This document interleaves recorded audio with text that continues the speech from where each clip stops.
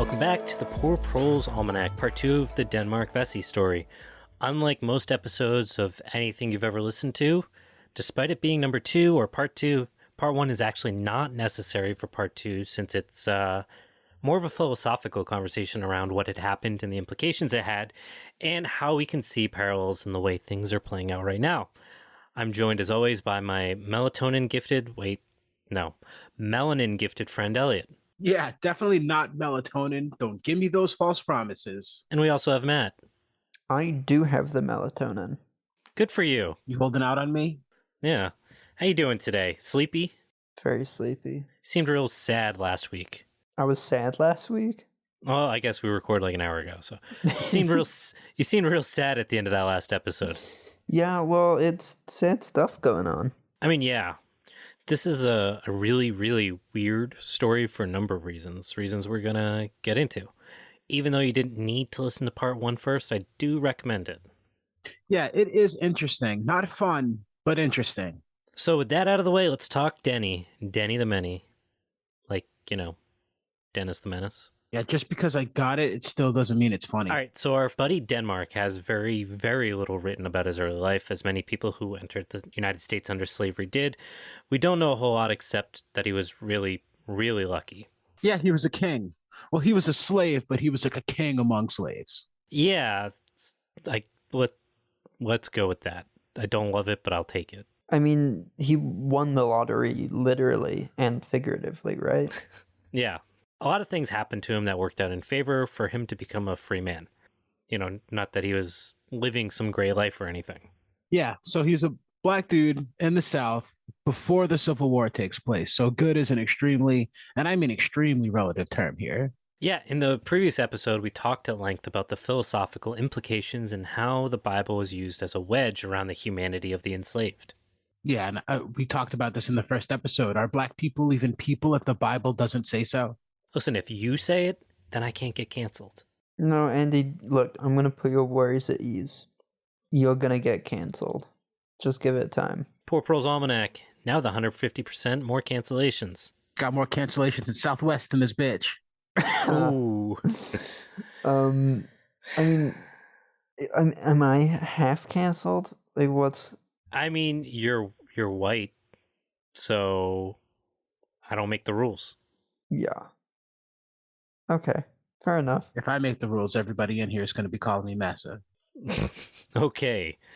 Are you two done yet? Yeah, I guess. That's what I thought. Just trying to remember the good old pre-cancel times. Anyways, the question of humanity wasn't the only blowback that came from the rebellion attempt. A year after Vesey's death, a group of concerned citizens, aka the white rich people involved in his court case related to the South Carolina Association, which focused on strengthening certain laws to make sure nothing like this would happen again. They funded challenges to laws that were, anything that would give black people anything. Things as simple as blocking free black sailors from leaving their ships until they were going to depart because they might start spreading anti-slavery propaganda. Had to nip that in the bud. I got chills listening to that and then parallels for today. Exactly. There's a lot of shit that seems ludicrous that is worth paying attention to. Now, this association of rich people began a pamphlet that was under a pseudonym, but talked about the influence and support for the organization, and that's in quotes, and the need for religious education for the enslaved, and the talk of abolition stemmed that, any talk of abolition that had existed in South Carolina actually stemmed from outsiders, people not from South Carolina. And so this is interesting because these were also largely the same people who wanted to curb the worst excesses of slaveholders, right? Yeah, and this is really important to understand, that the most ardent advocates for treating the enslaved with humanity were also still saying slavery was the natural order of things, even if they didn't like it. It was how God wanted things to be. So within about 1,000 square miles, outside of that, it wasn't how he wanted it to be, though. Yeah, exactly. Weird how that works out, right? Yeah, in Charleston, it's one way, but outside of it, it's completely different. Yeah, God was like, this is where the Mason-Dixon line needs to be. And below here, this is the natural order of things. With all this framed up, I think we can actually start to tell this story of what happened in Charleston 200 years ago. But before we do that, in honor of everything that is great about America, It's commercial time. Hey, we're taking a quick break in the episode to remind you that you can get a whole lot more information from poorproles.com. On our website, we have access to our supplemental reader for the podcast, which provides more depth and context as well as thorough citations for all of the stuff we talk about in the show. You can also sign up for our newsletter, which updates you about limited releases, such as various nursery stock that we sometimes sell through the Poor Proles website, as well as updates about new merch that we have. You can also support the show through that website, poorproles.com, where you have access to our Patreon and our Substack to get early releases for articles and episodes. Now, if you enjoy the show and are just looking for even more audio content, go check out Tomorrow Today, which just wrapped up season 1, or tune into the Gastropocene, which is a project of myself and Dr. Aisha Khan to discuss the way our diets have driven the Anthropocene and what it looks like to use our diets for good. Now, back to the show. All right, so let's talk Denny, not the one with the pancakes. Are we sure it's not the same Denny's? That's not like his breakfast place? Okay, so fun fact, Denny's was originally named Danny's, and neither of the people that started it were named Danny. Well, that's less fun. Why would they pick Danny's, like out of all things on the earth? It's bad. It's bad. Yeah, it sounds like a rundown hardware store. Like even when it's brand new, it doesn't look it. Like they don't paint. They have like old beat up shelves.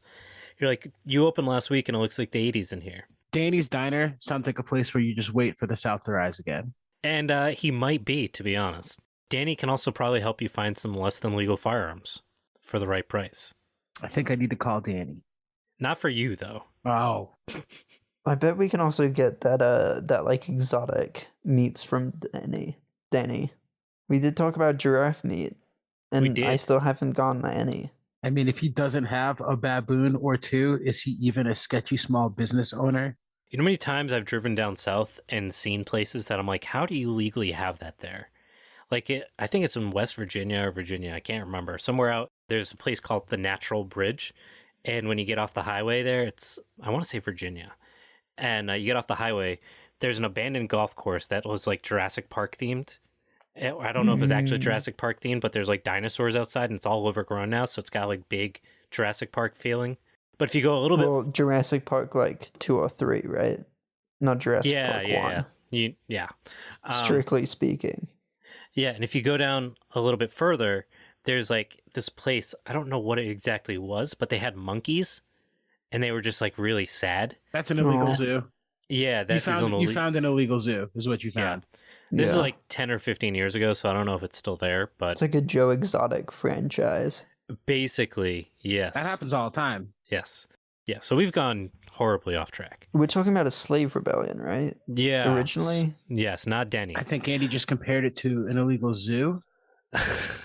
Canceled. Uh-oh. Hashtag that's it. canceled. 151. 151st cancellation coming right up. So let's tell this tale. But before we tell this tale, we have to go back. All the way back. I'm not even going to ask you this time, because I don't want to know. Going back to the Danny's new business, which you can hear about in this commercial. Hey, we're just kidding, guys. Just kidding. I just want to preface this story with the fact that this was not the first attempted uprising in Charleston. In 1739, 60 people died during an uprising, which led to a number of new laws about oversight of enslaved people. Okay, so I'm going to go out on a limb and say they probably made things worse for the slaves because they didn't fucking kill all the people that they needed to. You would be correct, but it's not as black and white as it might seem. Yeah, I see what you did there. Thank you for that. So we're only talking about like 80 years later. So the impacts of this still were very much alive in the minds of the aristocratic members of the city. Someone in their life had been alive during this event. This impacted it so much so that this manifested in a facility called the workhouse or the sugar house, which is ultimately where Denmark and his collaborators were tortured. Why was it called the sugar house? That seems like a fun name for something that's like awful. So it was an old sugar refinery. Now, we've done 150 episodes at this point. We've never done a trigger warning in 150 episodes, but if you are squeamish, I would definitely recommend fast forwarding the next 2 minutes or so. Part of how this facility operated was not to just be a jail, but to get enslaved people to fear their masters again. So for doing the dirty work that even the slave owners couldn't stomach. Yeah, basically. Now, this included the stuff you'd expect, whipping and so on, but also other methods that were so barbaric the slave owners couldn't do themselves without, like, some sadistic investment in torture. Jesus Christ. Yeah, so, for example, there are these things called stockades that were simple but brutal forms of torture. Prisoners' legs would be forced through a wooden plank, their hands would be tied by a rope, and their necks would be fastened by a heavy chain to one of the beams in the damp, unlit cellar underneath the main floor of the building for days at a time. God. So it's like old school CrossFit. Ooh, you Oh said my it, not God. me. They also had a machine, coincidentally, called the treadmill. Yeah, I swear the worst torture machines sound the most ambivalent. Some shit would be called like, I don't know, the tree. And it's just, it's fucked up. It's a fucked up tree. We're fucked up devilish. I don't know, man. I don't know how people come up with torture. It's weird. Yeah, so the treadmill would be one of those. The treadmill consisted of a cylinder that had a series of steps that the prisoner would step on in order to keep the machine turning, in order to grind corn down for further processing. Each step required a lot of pressure in order to keep the cylinder rolling. After having been stripped entirely naked, enslaved people would be expected to do this for days on end, wearing only a small piece of cloth around the body, and a cap was drawn over their face. Oh, good. Physical and psychological torture. And those who were considered to be too sluggish would have the backs of their legs beaten or whipped, and with each step, the enslaved person ran the risk of falling and breaking a limb. So if it wasn't torture enough, but to make them produce something out of it too. Yeah. I guess that's a definition of slave labor, isn't it? Yeah, and this is like just brutal for the sake of being brutal. Hopefully, if you were fast forwarding, you've come back by now. The reason why I think this is worth talking about is that there were worse things than death for people who plotted with Denmark. Like everyone knew about these. Death would be a relief from this kind of treatment. That's not something I think most people listening to ever really considered in their own lives. And it speaks to what kind of risks Denmark, in particular, a free man, was willing to take for the betterment of friends, family, and people he didn't even know. Well, I'm not going to say that's funny, but if you've ever worked at a call center, then you know exactly what that's like. Yeah.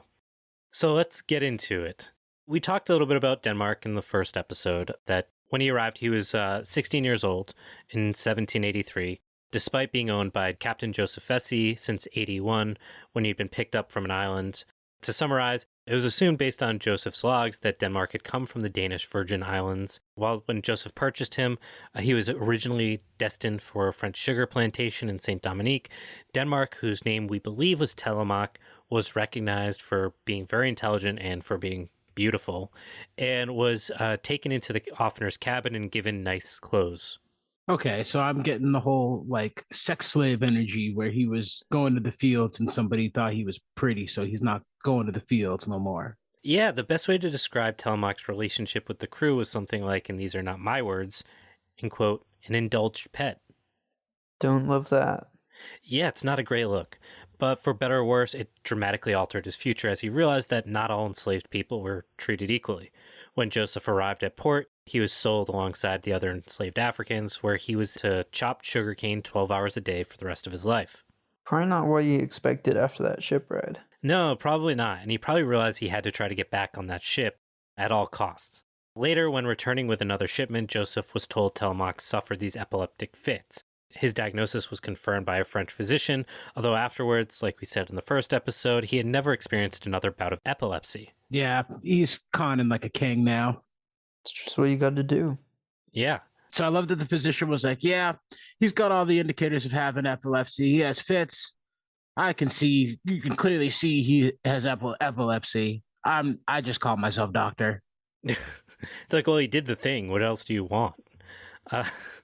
So Joseph took him back and he renamed Telemaque Denmark, who would be his personal assistant for the next 3 years. That's weird. I feel like at some point the captain would have noticed that he never had an epileptic fit. Yeah, you would think. So did the captain try to, sell him again? No, and there's no suggestion he ever took it out on Denmark. During this time, they traveled across the islands off the coast of the United States and Africa, where Denmark's diversity of languages was particularly valuable. In many ways, Denmark was a crucial piece of Joseph's trade. It also meant he saw the horrors of what the slave trade looked like at its source. Yeah, and I can't imagine you ever forget those kinds of images, or that those seeing some of those things don't shape who you are as a person or who you will be. He had, at a pretty young age, he already had like a very like wide experience and had seen, a lot of things. Seen some shit, yeah. Seen some real shit. Now, upon retiring from being in a boat in 1883, Joseph bought some land in Charleston, brought Denmark and 7 other enslaved people with him. Like I said, Denmark was pretty young, but Joseph was also pretty young too. He was only in his early 30s at this point. He was retiring in his early 30s. Yeah, I don't think a slave ship captain is a job you can have for very long without being a terrible person. Well, I mean, even for the times. Yeah, once they got to Charleston, Denmark trained to be a carpenter and continued to learn to read and write, and found the Bible and became pretty acquainted with Islam. While he preached from the Bible, there's little doubt his lifestyle was influenced by Muslim practices, including polyamory and abstinence from alcohol. So how common was Islam in the slave community of Charleston? It was around 10% of the population, so not super common, but like common enough. Yeah, those are rookie numbers. They definitely got to pump those numbers up. While we'll never know how close he was to Islam, because basically everything that existed from his time was burned, we do know he did at least meet with one of the most important enslaved people in the history of Charleston, and I'm not going to pronounce this name right, Omar ibn Said. How'd I do, Elliot? Omar ibn Said. Said, yes. Omar ibn Said. Pretty close. Omar is important for a number of reasons, not simply for being an escaped slave and for having been educated in Islam prior to his enslavement. He also wrote an autobiography and predicted a prophet who was a teacher who would be sent to free the enslaved. Denmark, working as a carpenter, had worked at the property next to the plantation where Omar had lived, and would also be where the most dedicated followers to Denmark in the future would come from that were outside of the city during the Uprising. Okay, so this is one of those things, like he met an influential person. Do you think that helped him become an influential person? Like, I think so. Yeah, probably. This just feels like one of those things that's like important to the story. Yeah, and like it's not.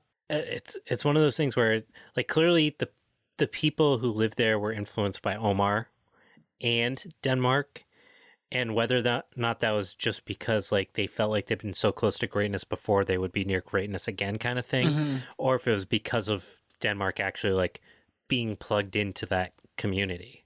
We don't actually know, like we're making these assumptions, but we don't actually know whether or not they spoke. Okay. And given how little we do know about Denmark's life, that's not really a surprise. But the overlaps that we see in their lives is, you could say, suspicious. Yeah, I mean, like, these are 2 very, like, influential people at the time. I'm sure if they had, like, the chance to speak and, share ideas with each other, they would. Right, but influential, I think, is the key word. That like those spheres of influence clearly had some overlap. So even if they didn't, speak directly, there's got to be some, a few people of separation where they had, people in the same inner circles. Yeah, I mean, when you're that close to one another, we are in this like world where like we don't talk to our neighbors, so it seems weird that you would. But like that was just how things were, even like within the enslaved community, that there was still community, right? There was still churches, there was still all these other social components to their existence. What was really unique about Denmark is that he really was the ultimate figurehead. He was malleable in the way he could talk to different people, different groups, different people with different beliefs because of that upbringing he had on a boat, traveling the country. He was very well spoken. He was articulate in a number of languages and was able to speak across religious groups because he was so well read, whether that was Christians or Muslims or African followers of the Obeah religion. And he was particularly good at figuring out how to take these things and align them on one issue. And that was the need for a black uprising against the white slave masters. Yeah. He could refer to any of those texts and frameworks from these religions to basically justify the need for a violent slave insurrection. Right, and that's got to help in such to be in such juxtaposition of the condescension of white Christian men talking down to you, and then having somebody come through and talking to you in your language and in terms that you can understand. It's got to help sort of build the sides and make drawing that line in the sand and picking your team a little bit easier. Yeah, for sure. And he did that really well. I think if he'd been someone that was alive today, he would have made a really phenomenal politician. But fast forwarding to the year 1800, we've got a 33-year-old Denmark doing his carpentry thing, and he plays a local lottery and won enough earnings to buy his freedom. Okay, so if he's a slave, the stuff that he bought was his. How did he own that? Yeah, and that's actually a really good point. Technically speaking, Denmark didn't have the right to buy his freedom. What was his was also his master's. This kind of underscores a lot of the documentation that exists around Joseph. Now, despite owning a handful of people that were enslaved, records show repeatedly that freed black slaves lived at his residence, and with their residence came his last name, allowing them a lot more freedom in terms of being able to hold property and make wills. It might have been even necessary for Denmark to get his first apartment upon becoming free. Raising the question that we were talking about last episode was, can any slave owner be a good person? Yeah, I think that's tough. I mean, using that same logic, could anyone who watched people being enslaved and beaten or tortured be a good person? I mean, it seems like there's definitely degrees. You want to say it's a gray area? Is that what you mean? Because a gray area is nothing but just black and white mixed together. The great melting pot, baby. Some of y'all need to melt faster. So the thing that's interesting in this whole thing is I don't think Denmark would have exempted Joseph from his plan. And it shouldn't be surprising. Denmark considered the mixed race free people as class enemies as well. Many of them vocally supported slavery as long as they were exempt. And again, I feel like we can make a lot of parallels to that weird dichotomy of like understanding race and class and identity and how like people can quickly cut themselves out of it. Many of his mixed race neighbors actually had slaves themselves. And this manifested in things like how they socialized, choosing the white churches over the African churches, for example. And I'm not sure if Joseph would have been mad at him for not exempting him from this plan either. Because even after he gets caught and has to go to court, Joseph is the one that provides the attorney who defends Denmark in court, despite the fact that he sold Denmark his freedom over 2 decades prior. Okay, so they had probably stayed in contact or in touch somewhat. Yeah, it reminds me of that meme that's like when the Zoomers come and cancel me for not being radical enough, and it's like the subcaption's like "not bad kid." It's like some anime thing. I don't know.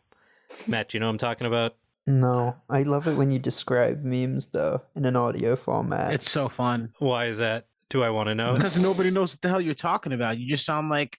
Does anyone ever know what the hell I'm talking about? You sound like the old drunk guy you are. Fair. But yeah, like I think Joseph would have. Like, I mean, he didn't hate him for it because he provided him with like an attorney, right? Yeah, a good one. Yeah. I mean, he wasn't that good. He still lost his head, but you know what I mean. Yeah. Again, what's really interesting is like, we don't know anything about Denmark's life because the government, the aristocrats were so fearful when this happened. They literally burned every piece of documentation that existed about him. To get to the point that, Denmark, the few things we do know about him is that there was consistent documentation of his openness to criticizing slavery. Like, there's no way that Joseph wouldn't have known that. And despite that, and then hearing about what his plan was, he still provided him an attorney, which he, like, absolutely did not have to do. Yeah, I'm conflicted on this one. Almost as conflicted as I am to run this commercial. Oh, come on, Howdy. Hello. Hang on, let me try that again. Hello, skeleton army. That's aggressive. Yeah. I'm Angel Luna. I'm Nash Flynn. Welcome to Death and Friends. We're 2 comedians with a podcast. It's very original of us. Quiet, you. It is a history tour about everyone's final destination. As an academic, Nerd. I have a PhD. Almost, sort of have a PhD. Anyway, I've researched a lot of death history. And also, I'm here. We'll talk about ways we die, ways we get buried, and ways we get remembered. And we even make some friends along the way. Is it a comedy podcast about death? Or a death history podcast that's funny? We have no idea. Look, death can be tricky to talk about. And even though we're talking about it a lot, just please know, in fact, remember that you are loved, you matter, and if you don't want to be your own friend, we will happily be your friend. put me in your top 8, baby. Join us and listen to Death and Friends. Become a member of the Skeleton Army. Like right now. Do it. It's mandatory. Go on. Subscribe. Hit the button. Yep. you say it? Did you do it? Yes? Okay, good. Okay. Love you. Love you. They're the Friends Podcast. Available everywhere you listen to podcasts. Death? And we're back, and we're just entering a new phase for Denny. Not the franchise chain.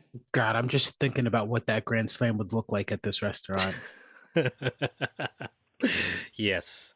Yeah, not the franchise chain. So for the next couple decades after Denmark won his freedom in the lottery, he lives like a fairly typical life for someone in his status. He was well known in the free black middle class with a successful carpentry business, and he had himself a few wives across the city. I mean, that's cool. I love that he could afford a better life in pre-Civil War Charleston than I am currently trying to cobble together in 2023. Yeah, what's a few rents for an average carpenter? Not a good look for capitalism. Yeah, I mean, are there any good looks for capitalism? Listen, I'm pretty sure that Musk is working on some brain implant to make you think everything is better than it is. Oh, God. Just live in a fake world and ignore that you live in a tiny box. Just make sure you go to work. That's also an episode of Black Mirror, Andy. I'm not going to watch it, Elliot. Technology. No, you don't have to watch it. You can just fucking stay alive and watch the news. It's going to happen anyway. You'll see it. Yeah, just look out for some, like, trendy work share thing, and it's going to be the Black Mirror episode. Oh, good. I've been getting those ads on Instagram lately. Don't love it. For what? For work share spaces and shit like that. Oh, my God. Yeah, so one that asks you to, like, live on an exercise bike for money, for food. Not Yeah. yet. Just steer clear of that one. I mean, to be fair, I'd probably be in a lot better shape. And I'd probably have more money, theoretically. They already got you, bud. You might as well just sign up. Yeah. So we got through those first 2 decades. He's just, an average free black man in the South. The following decade, however, as we get closer to when this event takes place in 1833, I think it's 1833, Denmark begins to distance himself from the free blacks in the city. Like, he starts, basically, he stops giving a shit once he starts getting into his 40s and 50s. He starts vocally opposing slavery, joins the African Methodist Episcopal Church. Again, remember, all of the freed slaves or free black men did not go to the African church. They stayed with the white people. And the African Methodist Episcopal Church represented an Africanized understanding of Christianity, which is important because, it reflects the people who went to the church. And at this time, Denmark also started articulating that while he was satisfied with his own life, he wanted to see his children freed from slavery. Okay, so all of his kids were enslaved. They're just the ones he had when he was a slave, and he had some after he was freed. So they're not enslaved. How does that work? Yeah, so we don't actually know how many kids he had. We do know some were enslaved. The city census from records from this time show at least 3 or 4 houses with the last name Vesey. Obviously, it gets complicated since his last name, like all enslaved people in the city, came from their slave owner. Yeah, it seems like it gets complicated really quickly. Yeah. Yeah, I mean, I get it. That happened to me. I tried to look up my family line, and the last thing that we could find was a wanted poster from a newspaper in 1862 or something like that for a runaway slave. Oh, hell and yeah. we think that was my great granddad, but that's as far as I could get to form or documentation saying this is where I come from. You know what I mean? Yeah, that's cool though, man. Yeah. So, I mean, a baby born into slavery could carry the last name of either the father, whose last name came from the slave owner, if they weren't a free man. But if the mother's, I don't know. I don't understand how the names work. They don't make, it's just whatever. Whoever your owner is your last name. Yeah, there's a weird hierarchy of who comes first and then what their status is in the world, but whether or not you get their last name. But yeah, back to Denmark. So he does have some kids, is the point. One in particular that we'll talk about, Robert, makes a return later in his story. He was born free, fortunately, but remember, Denmark was polyamorous, had multiple wives, and we know at least at one point he had at least 6 families. Whew. Yeah, that's 6 households, 6 different kids' possible birthdays. You could have 6 children being born in 1 year. Scary time. 6 Christmases must get expensive. Oh my God. And he did it. Again, to Elliot's point. He fucking did it. I could not afford that. Point is that there were definitely a few kids out there. So it seems like multiple families and polyamory and polygamy was kind of like normal back then? Yeah, I think so, or at least like when it was possible. This was kind of a little weird sidetrack I went down trying to understand Denmark. And this could be for a number of reasons. Part of it, or at least what they historically start to suggest, was that cultural evolution had to take place because families couldn't stay nuclear under slavery when they were separated or, sold or traveled or whatever it might be. Oftentimes, men would be expected to produce children for their slave owners while being in love with another woman, and so on. It could also be part of the Muslim faith that exists, or even the Obeah religion, which is closely tied to a number of practices, and polygamy is treated as a common practice in many of those native lifeways where freed people were put in chains in Africa. Yeah, I feel like this is his first revolution. He was literally trying to breed an army. I don't think he knew what he was doing, but he knew what he was doing. You know what I mean? Yeah, the Vesey army. Yeah. No, I feel like there's a lot that we could talk about around this whole topic and how Black men are treated as constantly cheating on their partners, are unable to settle down. I don't know, could be echoes of cultural differences, right? Yeah, there's got to be something to that, like in terms of like, if you think about like, I feel like when you listen to like old jazz and stuff, like it's always about these stories of like, partners cheating and like jazz musicians, for example, like always having like multiple partners, multiple families, things like that. And there's like this really interesting like cultural piece that exists, especially in places in the South, like in African churches that are historically much more forgiving of polyamorous practices than like any other church. And this doesn't really like jive with mainstream Christianity. So yeah, maybe another day. I don't think we're going to add that to the list. No, not the list, but we'll put it on the list. I know what that means now, and you can't tell me it's on the pretend list. We're going to get to it, we promise. Put it on the list. Yeah. You know what? There's no way you guys can say that to me now without me thinking you're being sarcastic. Look, Elliot and I will handle the lists.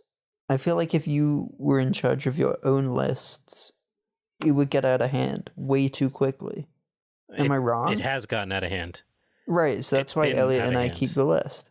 Yeah, I'm going to use some of the Patreon money to buy those 2 posts with the red rope, and I'm going to stand behind it with a list, and I'm not going to let Andy into his house because he's not on the list. Ooh, that's brutal. So go support our Patreon so Elliot can troll me in my own house. Andy in real life. Let me do it. Fuzzy rope. Anyways, back to the church. In the later 18s-ish, I don't know the terminology here, from like 1815 to 1817, he was heavily involved with the church, and himself, along with other leaders of the AME church, were ultimately arrested for late-night services, the argument being that obviously they must have been up to no good.